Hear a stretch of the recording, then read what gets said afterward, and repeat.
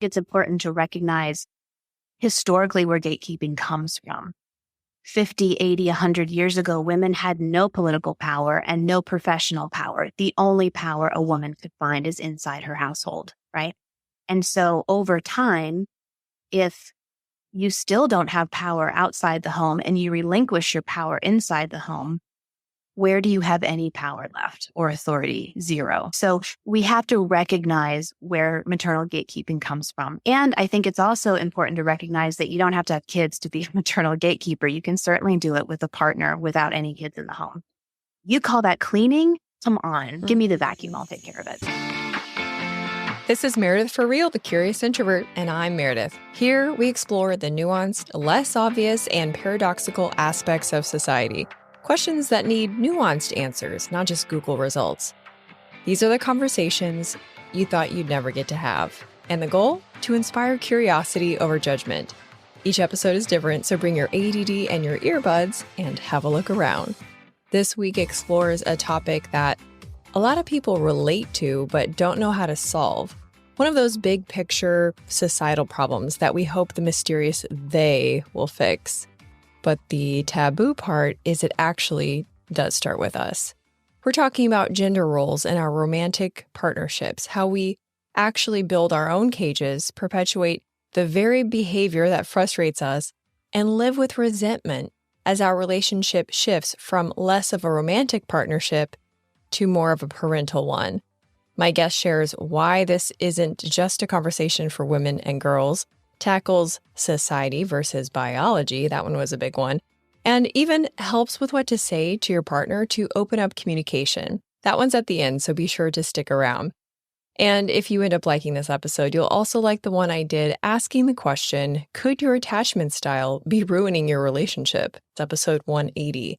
And lastly, if you enjoyed a couple episodes of the show, it would be so awesome if you could tap the stars on the Apple Podcast app. I know that leaving a full review feels like another item on your already very long to-do list. So don't worry, you can just tap those stars at a stoplight and it would help a ton. All right, friends, keep it curious. Young love. Twitter-pated lovers gaze into each other's eyes as they gush affection for one another and make plans for the future. It's the stuff every good movie is made of. But what about when the romance movie becomes more like a family sitcom?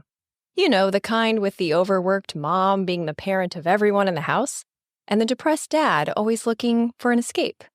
Nothing he does is ever the way she does it. He's not allowed to participate in parenthood, and she's off sneaky spending his paycheck away. Or maybe it's she always seems to be working an unpaid second shift, has to remind him of everything, and he never seems to notice the dishes or laundry. These scenarios might be close to home for you, or maybe you know someone. My next guest holds a Ph.D. in human rights and social development. She's the author of the book Equal Partners: Improving Gender Equality at Home. Today, she's going to discuss why default gender roles are restrictive for everyone and explore the question, how does the romantic dynamic turn into a parental one? And can it be reversed? Writer, speaker, gender expert, Dr. Kate Mangino. Thanks for being here. Thank you so much for having me. I totally thought that your book would be like an angry feminist book, but it absolutely wasn't. And I loved it. But I have to tell you, I went to a podcast conference and was at a hotel in a hot tub by myself, but there were other people in the hot tub, male people.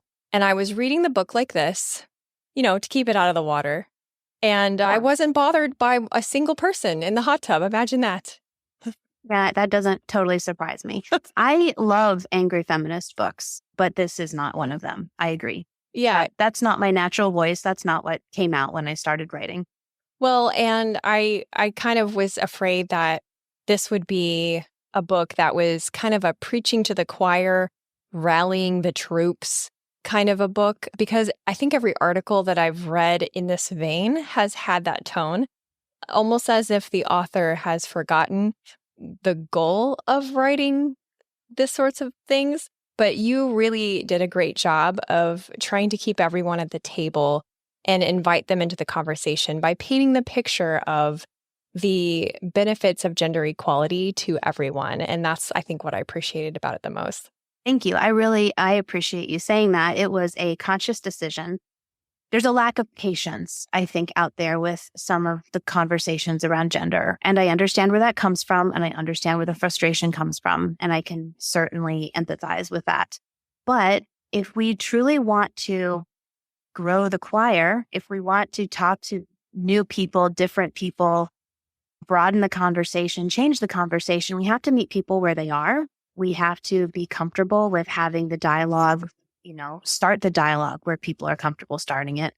And for that reason, I tried to make the book have the perspective that any reader is welcome. This isn't just for one kind of reader. Well, I love that you said where we start the dialogue, because I would like to start the dialogue with kind of where people maybe veer off path. So how do you think people are misunderstanding gender equality? The number one misunderstanding, I think, is people assuming that gender equality is all about women and girls, and that it's a conversation for women and girls, and it's for those people over there. That if I'm a man or a boy or a non-binary person, then I'm not part of that conversation. Gender equality is really for everyone. Gender inequality is bad for everyone. And I think gender equality is good for everyone. And when you approach things from sort of looking at a situation like, what's the gender dynamic here? And who doesn't have access to resources because of their gender identity? Then you get into a real conversation and you start to realize how gender inequality can hurt everyone. Can I give you a quick example from my work that just has come up in the last week? So for one of the nonprofits that I work for, I'm working on a project with several countries in Africa around gender and agriculture, right? And it revolves around a school feeding program.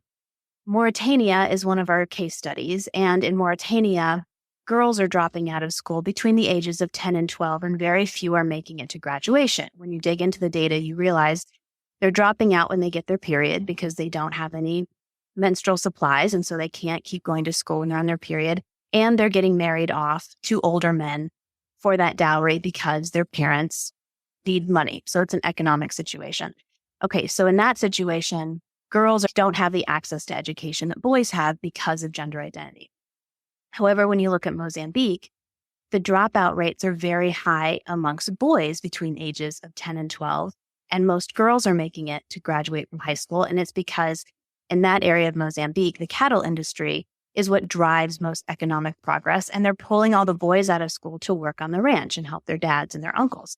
So boys are being restricted from education because of their gender identity. So that's what I'm talking about, is that it's not about something that's just for women and girls or something that's just for men and boys or something that's just for people who are non-binary. It's looking at where you see restrictions because of your gender.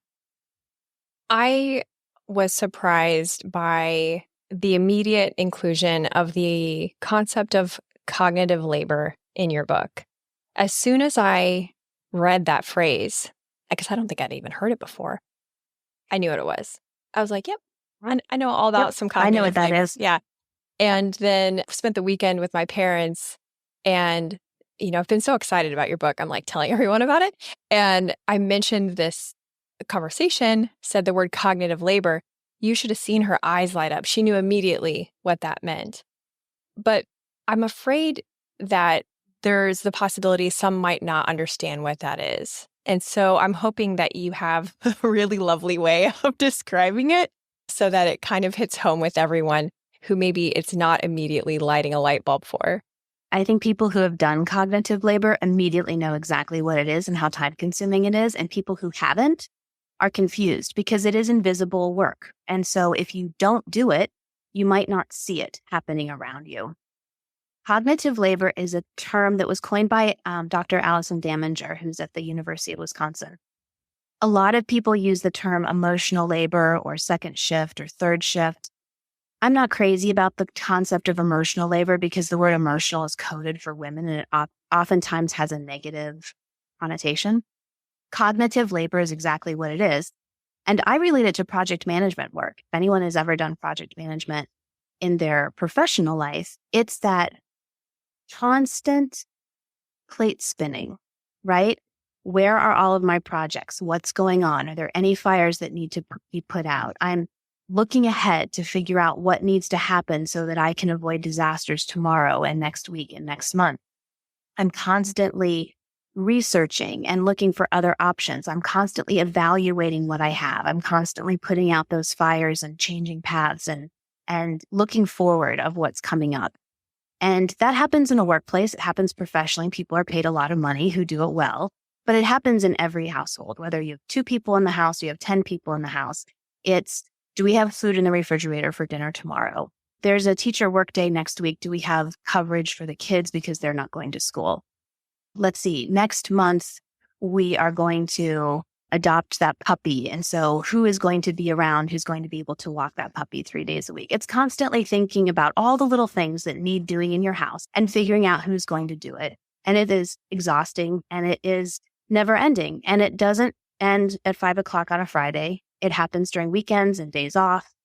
It intensifies over holidays. It follows you on vacations. Cognitive labor is always present. Yes. Yeah. I'm so glad you mentioned holidays because we're coming up to the holidays and what will we buy for your dad? What will we buy for my brother? Like that is part of cognitive labor. And I may add to this, tell me if I'm wrong. I was once told that women are the emotional impact takers for their families. And it was kind of presented as a fact. And I don't know if it's true for everyone, but if it's true for someone, I think it would be part of that cognitive labor because it's like, oh man, I got the bad news. So I have to absorb it, take the shock by myself, and then think of 4 solutions, potentially like options, and then present it to the rest of the family. And that was what it was meant when this person said women are the emotional impact takers for the family. So does that fall into the bucket of cognitive labor, would you say?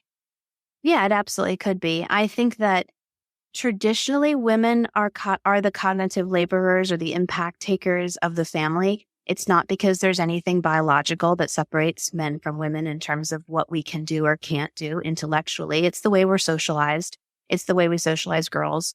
It isn't for every family. And when I wrote about cognitive labor and I said, this is typically a female role, but anyone can take on, it's a behavior. So anyone can take on this behavior. I've heard from a lot of men who they have a switched role in their household and their female partner is the breadwinner and the emotionally distant one. And the man is the caretaker of the family in the cognitive labor. I've heard from a lot of same-sex and queer couples that they still have one person who handles the cognitive labor and one person who doesn't.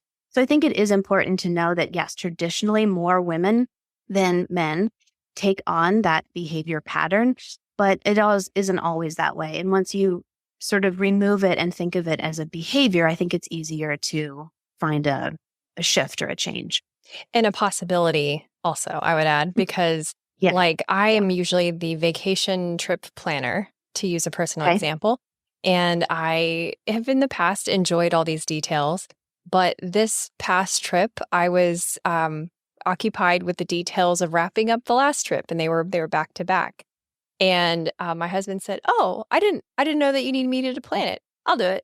And then, I mean, he works in engineering. He's incredibly detailed and clean, I might add. Like I am the slob compared to him. And it was a great trip. And I just never thought to ask him, like, "Hey, maybe one time you could plan a trip." And so it's interesting as we kind of, explore this idea of parenting each other in romantic partnerships, the pressure that we put on ourselves, the cages that we build for ourselves within it. In your research for this book, and maybe just in your gender study work, broadly speaking, how have you observed that romantic relationships kind of tip over into these more parental or maybe even like employee-employer type? It happens more often than I think people care to admit. It's interesting when I started the research, which now the book's been out for over a year. So I started my research 4 years ago at this point, and I started to talk to different people. And all kinds of people were really quick to defend their relationships. I had many people of all genders say, "Oh, my partner's great. Like we're very close to equal," because no one wants to, I think, admit to a stranger that perhaps they have lapsed into traditional patterns. But then when you start to talk about it, I had many people say to me flat out, "Oh, we have kind of an equal divide, but my wife is more the manager and I'm sort of the employee and I do whatever she tells me to do." Well, that in itself That's does not not equal. suggest you have an equal partnership. It's the difference between having two like co-CEOs and a CEO and some sort of middle level manager, or like a store manager and sort of that shopkeeper who just clocks in for 8 hours when they have a shift.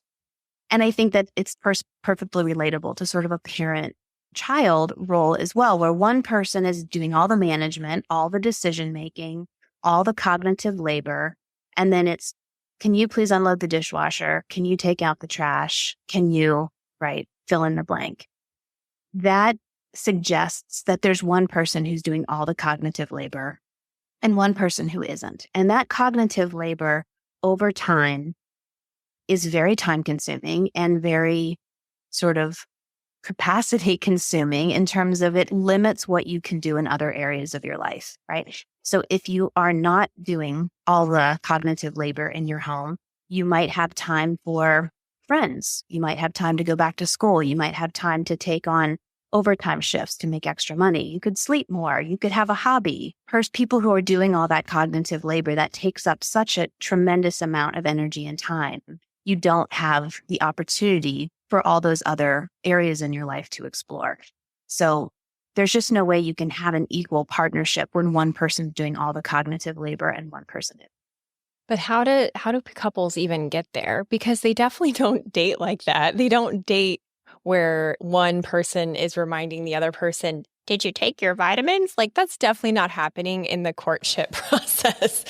What is it about these long-term relationships that tend to morph into this more parental style? It's such a good question. I think it really comes down to gender norms. We think in the United States, we're beyond gender norms, that we've graduated, that we have a gender equal society.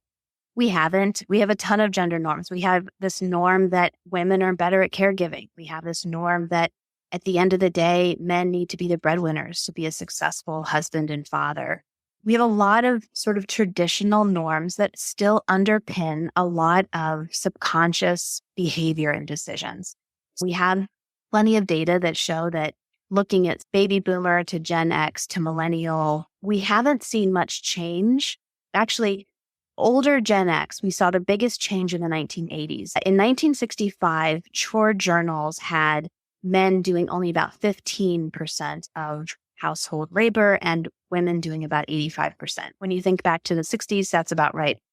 By 1985, that was closer to about a 33-77 split. So men doubled their household labor between 65 and 85. Since 1985 all the way to 2023, we've only seen it change from 33 to 35. So we've just seen 2 little percentage points tick up, which means that millennials didn't really make any changes. And from the preliminary data that we have with the Gen Z generation that's growing up and partnering now, they're also falling back into these traditional patterns. They're more gender aware than past generations. They're more accepting of gender fluidity. Many Gen Z are totally fine with people changing pronouns. But when they partner up, whether or not they're with someone of a different gender, or if it's the same sex or queer couple, you still find this falling back into more traditional roles. So I think part of that is gender norms. And I think part of that is structural as well. That's why it's the hardest to remain equal when you have kids, because the structure around raising children in our country still prefers to have one parent at home who's that flex parent who can pick up from school at 3:00 and take Friday off and take summers off and be there for holidays and do the doctor's visits and be available to volunteer at school and have one breadwinner. And so I just think because our structures were created during a time when we had one parent at home and one parent at work, that sort of is now perpetuating and informing our actual behaviors. Isn't that interesting? That was a mouthful. I'm sorry about that. No, that was so well said because it accurately depicts what we think we are and what our actions say that we are. And I have so many thoughts about so many things that you said, but let me start with one maybe opposing view to something you said about society versus biology, because I remember hearing a hormone expert on the Jordan Harbinger show who was talking about the impacts on behavior and perception of reality through changes in hormones. And she was talking about hormones in the general way, but she also brought up observations through the trans community, people who were taking testosterone blockers and increasing their estrogen levels. They reported that they had more empathy for the world around them, that they suddenly noticed the beauty of the things around them, that they were more affectionate and complimentary verbally, and maybe even like more touchy-feely, their words. And that people who took elevated levels of testosterone felt more risk-taking, had more views of like ambition and go-get-emness. That's not a word, but I think you're following, you understand what I'm saying.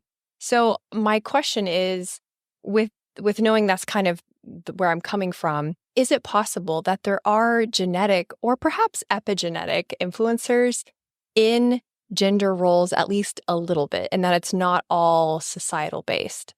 Of course, there is always going to be some sort of a biological influence, obviously. I think the debate is sort of where that cuts off. Yeah. Is it 50-50? Is it 75-25? Where is it? Personally, I think it's 95 or more social, and I think it's very small in the biology category. And that will be debated by scientists, I'm sure, for many years to come. Jamil Zaki, he wrote a book on empathy, and I remember him saying that he thinks his work, and he's a behavioral psychologist, I believe, wrote that everyone is born with this sort of like predetermined range of empathy that you can produce or that you can react to. But empathy is a skill like anything else. And by cognitively and intentionally practicing empathy, you can work to get within that higher range. So I still think a lot of this is skill-based. Caregiving is a skill. Empathy is a skill. With practice, you get better. And I think humans constantly push themselves in all kinds of different ways to get better at whatever they value. So I think if you value nurturing, caregiving, empathy, whoever you are, I think you can achieve that. Did that answer your question? It did. A little bit? It did. That's a really good point. I never thought of it as a skill. That's kind of cool, though. I think in terms of like gender-coded behavior, there's a lot of things that just get a pass. Brendan Marotta, he's a filmmaker. He did the film American Circumcision. He calls things that get a pass cultural hypnosis. And I think that accurately describes some of the stuff we're talking about, like the example I gave in the beginning of me, for some reason, thinking that my husband was not capable of planning a complicated trip. Like we stayed in multiple locations. There was camping and permits and surf checks and mountain gear. And it was a lot. Your husband, the engineer with presumably advanced degrees. Well, he's not an engineer, but he works in engineering. And he thinks very much like an engineer. How one pictures an engineer, he very much has that fantastic way of uncomplicating processes. And he's completely capable. But somewhere along the way, I had a hypnosis response to his ability to do that. And so that kind of leads me to that another part of going back to what you said, which was about caregiving, like male-female roles, because I know some men who are the primary caregivers for their child or their children.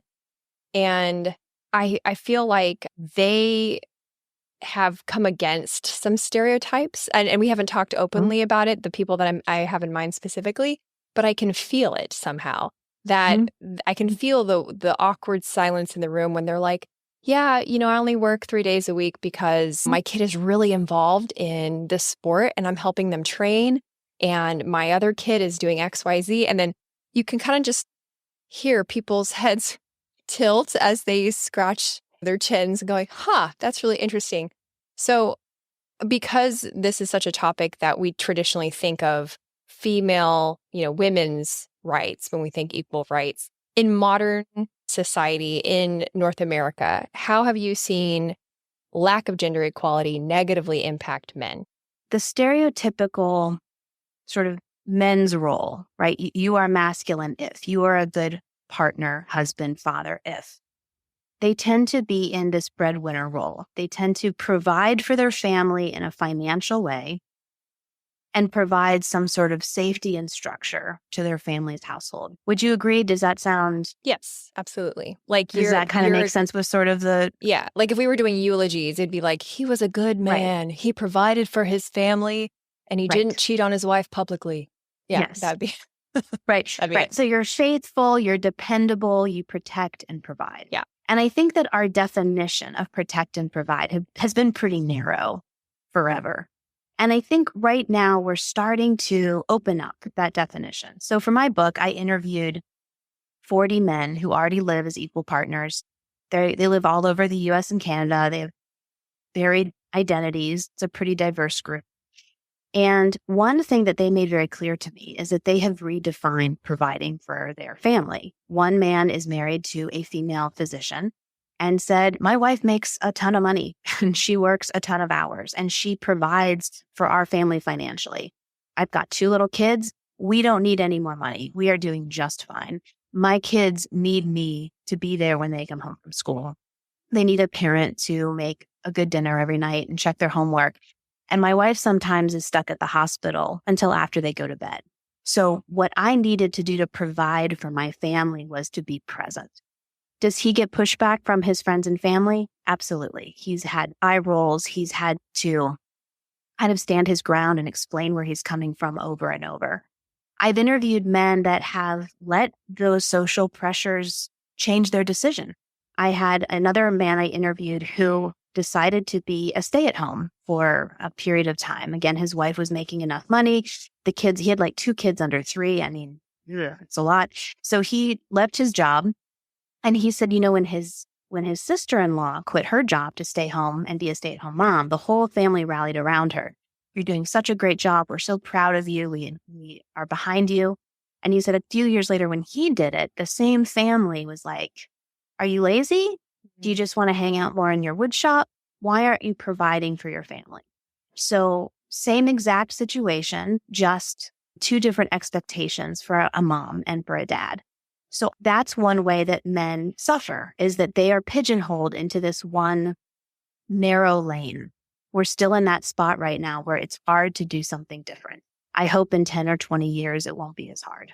I hope so too. And I want to talk about maternal gatekeeping. This was a term I had not heard until I was reading your book, but one that I immediately understood once I heard examples. It was similar to what I mentioned in the intro, where the mother or the females in charge of the house, they don't allow the men in the house to even participate. And that, I think, is a type of parental vibe within a household, right? Because it's like you don't let a child run the grill. Like a toddler it's not appropriate for them to run the coal grill. So it's kind of like slapping their hand away. I was shocked by the example that you gave by a woman you call Lydia in the book, who said that maternal gatekeeping is about maintaining power, and tearing down your husband every time he does something wrong reinforces your position. My jaw was on the floor.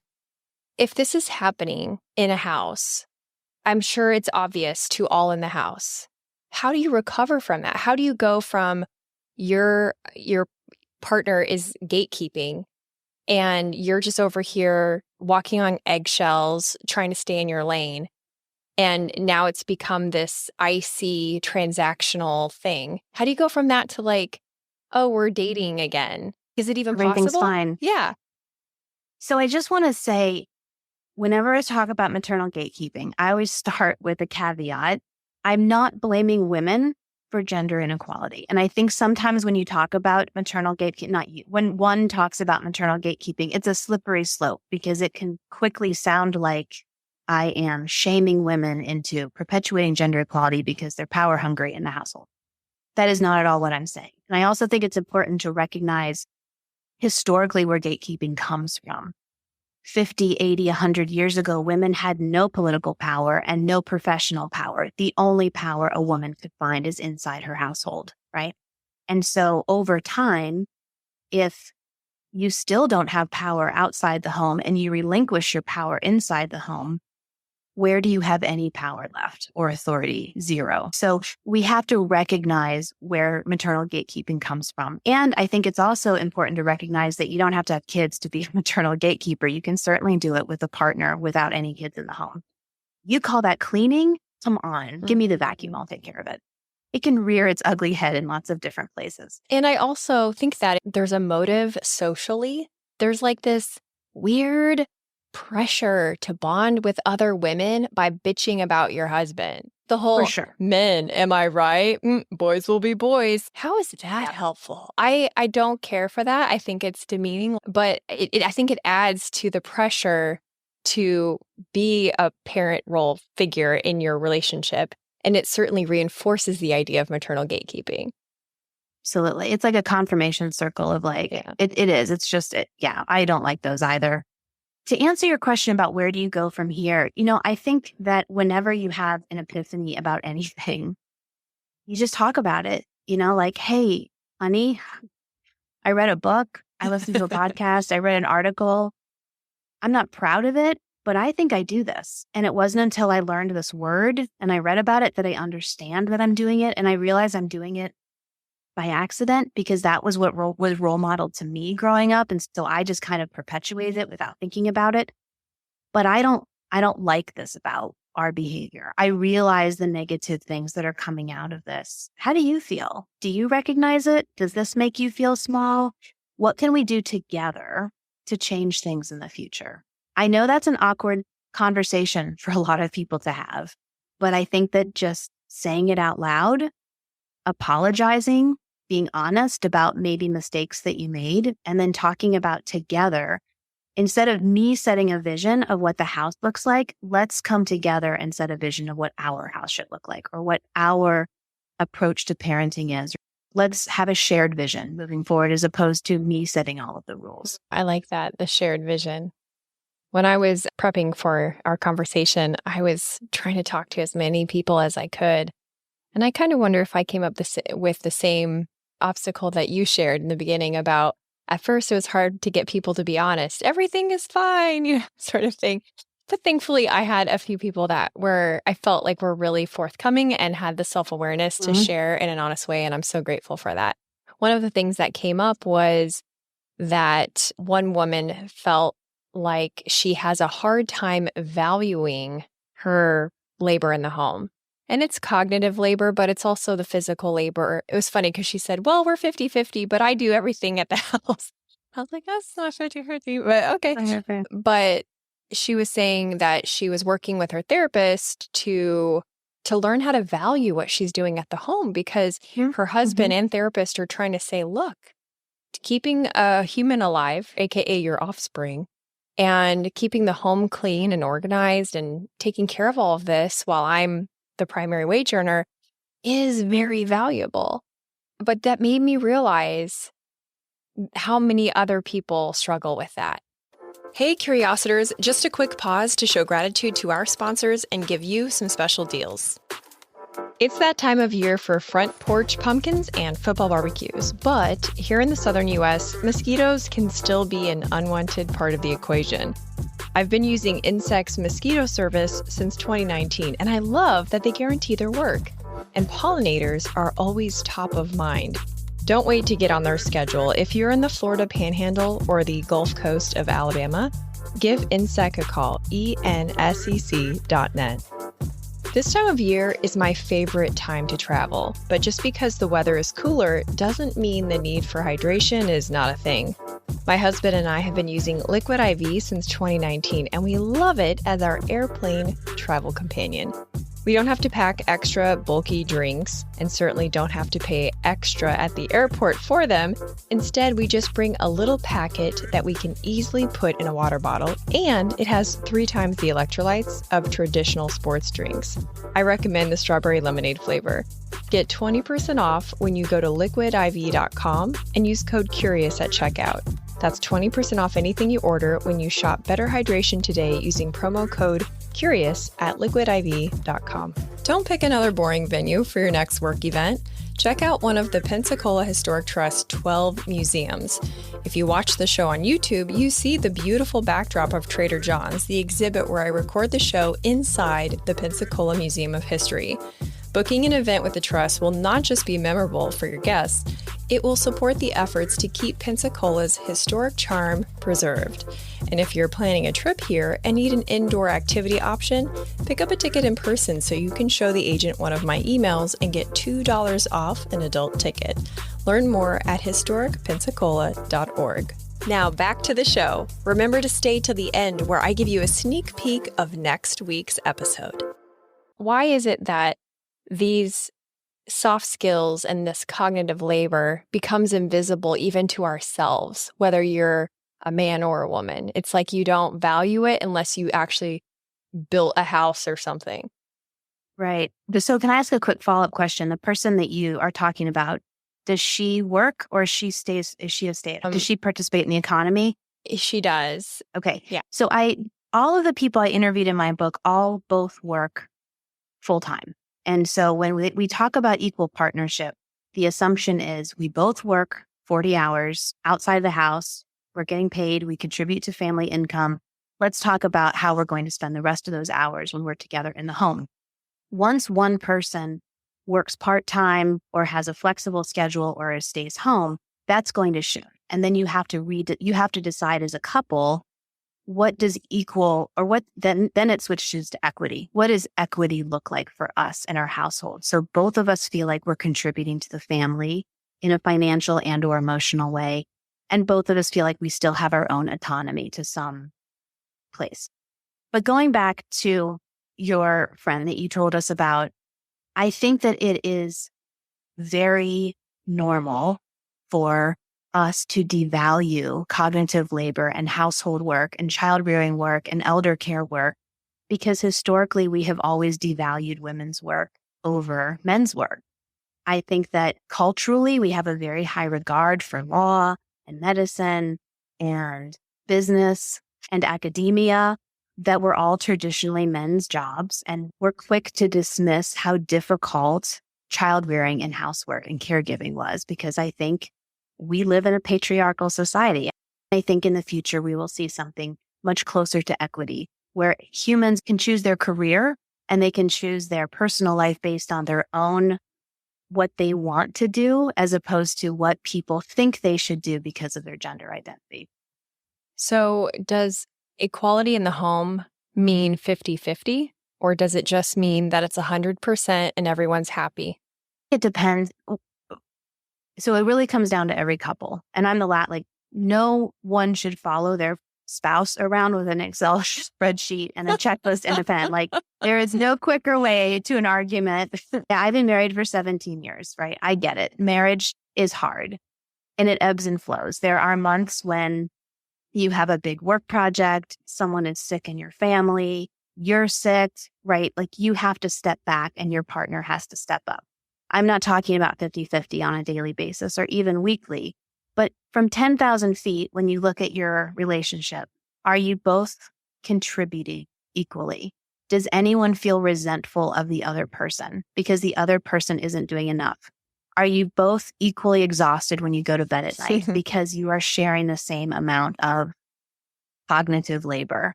I think that shifts depending on who is employed outside the home and who isn't. I think it shifts based on ages of kids or what's going on in the household at any given time. So no, I don't think it necessarily comes down to 50-50, but I think it has to feel equitable between the two people over the course of a relationship. When it comes to queer couples, is gender equality an automatic since they're presumably the same gender? You might think so, You would but think so. actually data shows us that no, same-sex and queer couples are on average more equal than different sex couples, but we don't see as many examples of 50-50 as we might expect. There was a woman, I can get her name for your pod notes. I can't think of it off the top of my head. She did her dissertation and found that the most equitable relationships are two females when they take turns biologically having a baby, because they both go through pregnancy, they both have to back off from work, they both go through delivery, right? And if they each have the same number of children over the course of their marriage, that was what led to the most equality. However, I think that because of the structural challenges that we talked about before, you still see same-sex and queer couples falling into a parent-child or employer-employee. I interviewed Christopher Carrington when I was writing the book, and he's researched same-sex couples in Northern California and household patterns.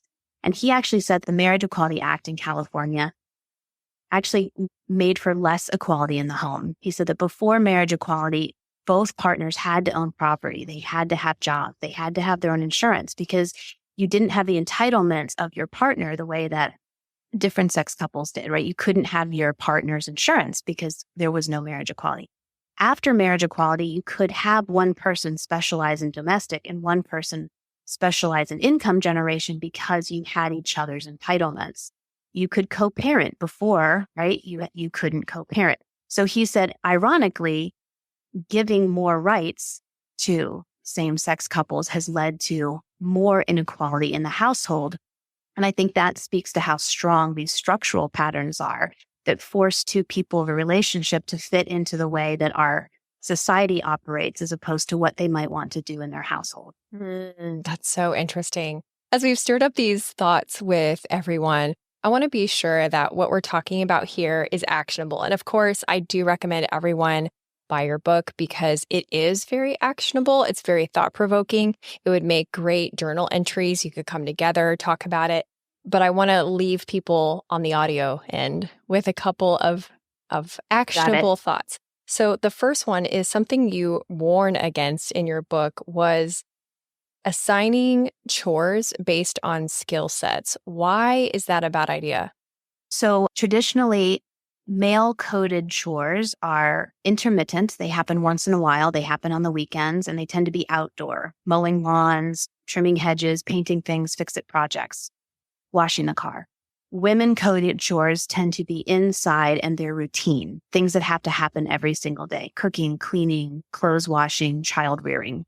If you designate chores based on what's coded for men and women, you perpetuate that 1/3, 2/3 split that we've seen stuck in right now, because there are only about 1/3 of those male-coded chores and about 2/3 of the female-coded chores. The other thing is male-coded chores, because they're intermittent, you can get away with not doing it for several days or even a couple weeks. But you skip one day of doing the dishes or feeding the kids, and there's going to be tyranny in your house, right? So the best way to, I think, equalize chores is make sure that you have an equal divide in those male-coded chores and an equal divide in those female-coded chores. I like that. When people want to have a discussion with their partner about this sort of thing, maybe they're in that parental role, or in some way or another, the dynamic of that parental vibe has entered the relationship. Can you share an example of how to word an invitation to your partner to discuss gender roles? Because, as we all know, it is more heavily incentivized for the person on the less beneficial end to have the discussion, but it can be quite upsetting for the person who is the primary beneficiary of the inequality to want to make any change. I mean, ideally, it's the person who's not the cognitive labor who starts this conversation, but that doesn't always happen, as you just mentioned. I think the best way to start it is to take it away from you and me and bring it up to sort of a social pattern. Hey, I read this book. I listened to this podcast.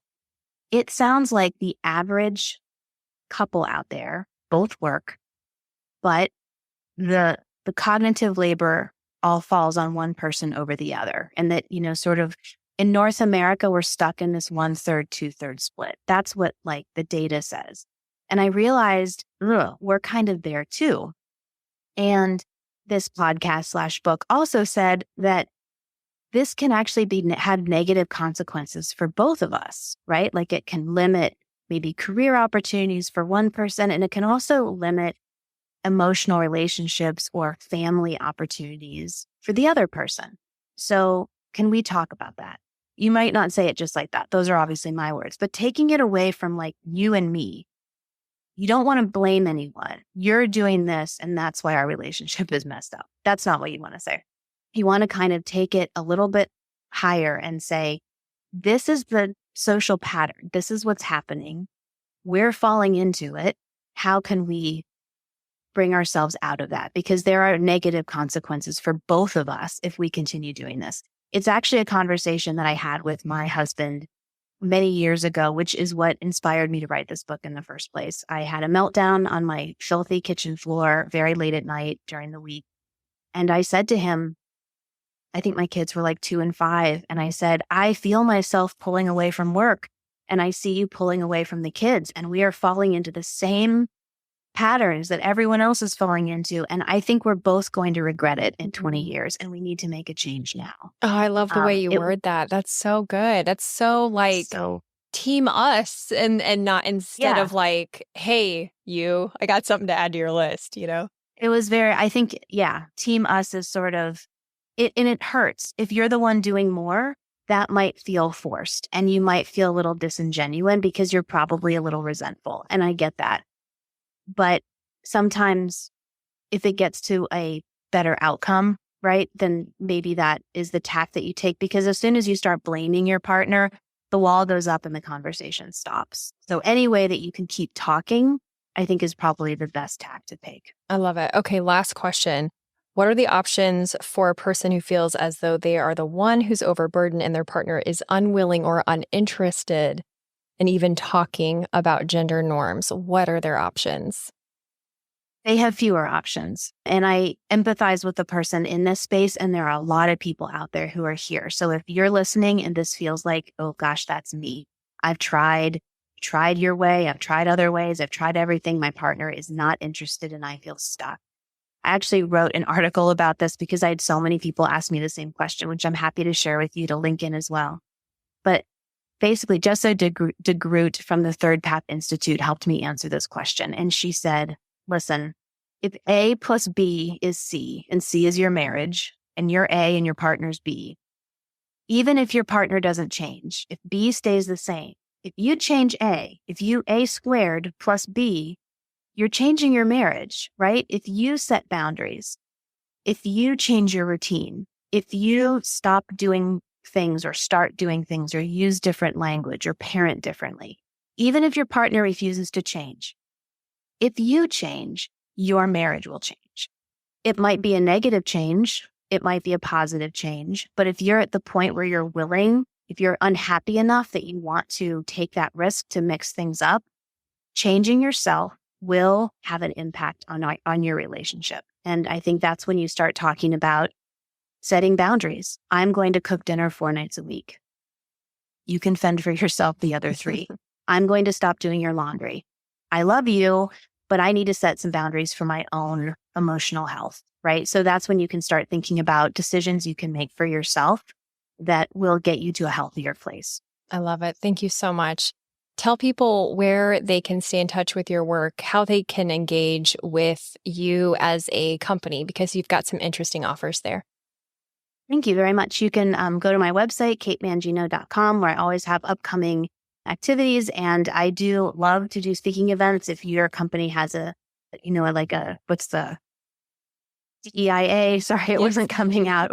Or an employee working group. I do a lot of workshops with companies to start thinking through gender norms and how it is affecting household and professional spaces. You can also find me on Twitter /X, what I'm calling it now, as well as LinkedIn. Happy to engage with readers, always excited to get feedback. So please check those out. Thank you. This was awesome. Thank you for having me. Thanks for listening. If you liked this episode, you'll also like the one I did asking the question, could your attachment style be ruining your relationship? It's episode 180. And they say that word of mouth is still the best way for a podcast to grow. So since you made it this far, now's a great time to take a screenshot and share about it on social media. Stay tuned next week when I talk with globally acclaimed artist Jay Alders on how to finally make time to do the things that you love.